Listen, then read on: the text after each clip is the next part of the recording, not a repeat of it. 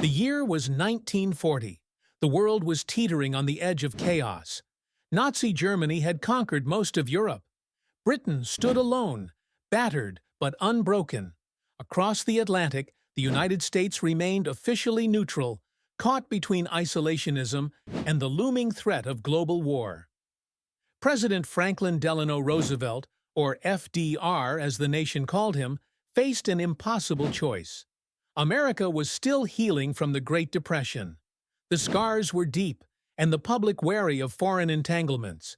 But Roosevelt knew, deep down, that neutrality would not protect the country forever. Behind closed doors, Roosevelt was quietly crafting a plan. A secret deal that would tip the balance of power in favor of the Allies without America officially entering the war. It was a gamble, one fraught with risk and controversy, but the stakes couldn't have been higher.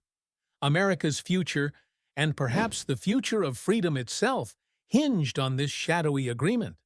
What was the deal? How did it come to be? And why did Roosevelt feel he had no choice but to take this dangerous path? Stay with us as we unravel the story behind FDR's secret deal, one that changed the course of history forever. As 1940 rolled on, the pressure on Roosevelt intensified. Britain's Prime Minister Winston Churchill was desperate for help. Supplies were running low. The German Luftwaffe's relentless bombing campaign, the Blitz, was devastating British cities. Yet, the American public and Congress remained wary of joining the fight. So, Roosevelt devised a plan that would keep America officially neutral but still provide critical support to the Allies. Behind the scenes, secret talks began between Roosevelt and Churchill, culminating in a pact that would become known as the Atlantic Charter. This was no ordinary agreement. It was a statement of shared ideals and strategic intent, drafted in secret, away from prying eyes. The Charter outlined a vision for a post-war world: freedom of the seas, self-determination for all peoples, disarmament of aggressor nations, and economic cooperation. But more than ideals, it was a bold signal. America was committing to stand with Britain without firing a shot. To make this possible, Roosevelt pushed Congress to approve the Lend-Lease Act in early 1941. Under this act, the U.S. could supply war materials to any nation deemed vital to the defense of America. Suddenly, American factories were churning out ships, planes, and weapons destined for British hands. It was a secret dance on a global stage, carefully balancing aid and diplomacy while the world held its breath. But this delicate balance was about to be shattered, and the true test of Roosevelt's secret deal was yet to come. What happened next would propel America from cautious neutrality to full-scale war and change everything. By mid-1941, the United States was no longer just a bystander. Factories across the nation were humming with unprecedented urgency, transforming raw steel and rubber into the tools of war. Roosevelt famously declared America the arsenal of democracy, pledging to supply not only Britain, but all nations fighting tyranny. This transformation wasn't simple or universally popular.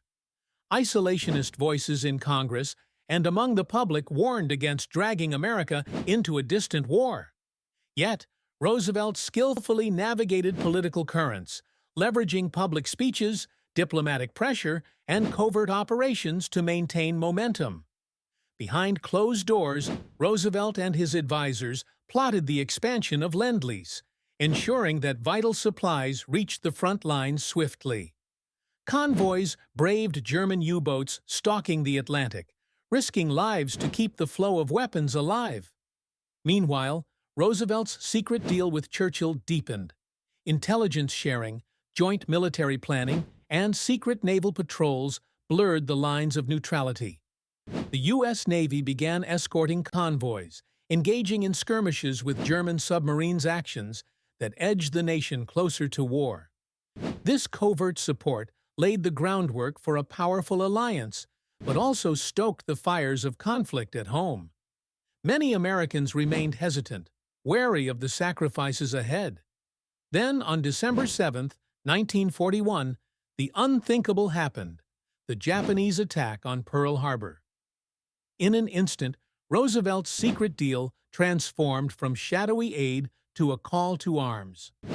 America was thrust headfirst into the global conflict it had long sought to avoid. But the story doesn't end with that day. What followed in the days and months after would reveal the true scope of Roosevelt's plan and his unwavering resolve to save a world on the brink. The attack on Pearl Harbor shattered America's isolation. Overnight, the nation transformed from cautious observer to active combatant.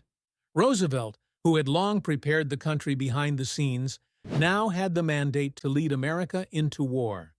But his secret deal with Churchill, once a subtle dance of diplomacy and aid, became the foundation for a full alliance. The Atlantic Charter's vision now guided joint military operations, strategic planning, and the birth of institutions that would shape the post-war world. In the months following the attack, Roosevelt and Churchill met again and again, coordinating war efforts across the Atlantic and Pacific. The Lend-Lease program exploded in scale, providing crucial support to Soviet Russia and other allies, demonstrating that the secret deal had evolved into a global partnership. However, this alliance came with heavy costs.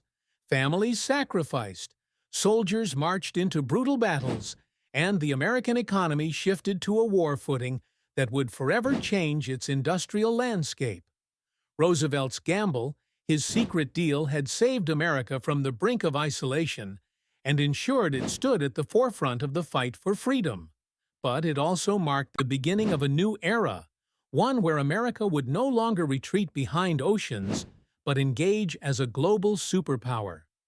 And as the war raged on, the world watched a new America emerge, stronger, united, and ready to shape the future. As World War II drew to a close, the impact of Roosevelt's secret deal became clear, not just in military victory, but in the shape of the post-war world. The Atlantic Charter had laid the groundwork for a new global order. It inspired the creation of the United Nations, an institution meant to prevent future conflicts on the scale of the devastating war. America's transformation from reluctant bystander to global leader was complete. The industrial surge, the alliances forged, and the sacrifices made had all culminated in a powerful new role on the world stage. But behind the scenes, Roosevelt's secret deal remained a story seldom told, an intricate web of diplomacy, strategy, and vision that few understood at the time. It was a gamble, a balancing act between isolationism and intervention, between public opinion and the harsh realities of global threats. And it worked. FDR's leadership, his willingness to act quietly but decisively, saved not only America, but helped save the free world from the brink of darkness. The secret deal may have started in whispers, but its echoes shaped decades of peace, conflict, and cooperation. And today, as we reflect on history, we see that sometimes the most powerful actions are those taken behind closed doors, where the fate of nations hangs in the balance.